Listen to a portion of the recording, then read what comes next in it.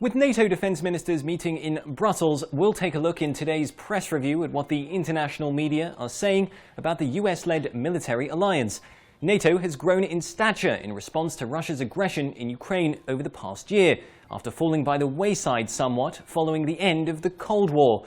So where is it now? Well, according to the New York Times, it's looking backwards. The paper writes, after years of facing threats far beyond its borders, NATO is now reinvigorating plans to confront a much larger and more aggressive threat from its past, Moscow. The NYT says that as NATO tries to reinvigorate itself, it is at the same time facing internal tensions, with member states divided over just how serious the threat is from Vladimir Putin's Russia. The paper writes, while some do not rule out a conventional confrontation, something Mr. Putin himself rejected as insane, others point to the potential threats shrouded in subterfuge and subversion, much like Russia's annexation of Crimea in March 2014 and its continuing support for ethnic Russians in the war in eastern Ukraine.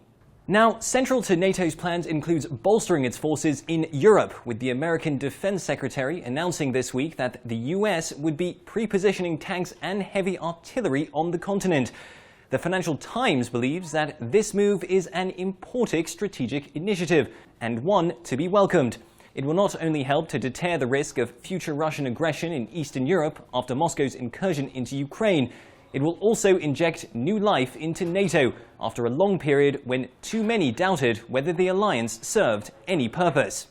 So a positive step, but at the same time the newspaper warns that European leaders must do more to help themselves.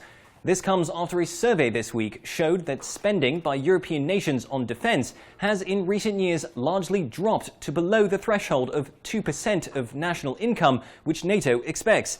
And so the FT writes, European leaders also need to do some soul-searching about their willingness to use force to address external threats. They need to make the case to their own citizens that they cannot passively stand by while their security is subcontracted to America. Finally, we turn to Reuters, where John Lloyd is not so concerned with over-reliance on America as he is by the threat of nuclear war. These concerns come following a number of vocal nuclear threats from Moscow this year and increased flights of Russian nuclear-capable bombers. Lloyd says it ultimately boils down to this. The central question is the obvious one. Is it likely that Russia would launch a nuclear strike against a NATO country? The answer presently must be no. It is not likely, as a deliberate decision. Not deliberate, perhaps, but Lloyd envisions a scenario similar to the one in Kubrick's 1964 film Dr. Strangelove, where a renegade American bomber drops an atomic weapon, triggering the Soviet doomsday device. Lloyd says today such a course of events is possible, but a deliberate atomic strike is unlikely because Putin is rational, and he is using the nuclear threat rationally. He has decided that since the beginning of his third presidential term in 2012, he must portray the West as a menacing force on Russia's borders. The strategy is not only rational, it works. Russians now believe the West is once more their enemy. So East-West tensions showing no sign of thawing.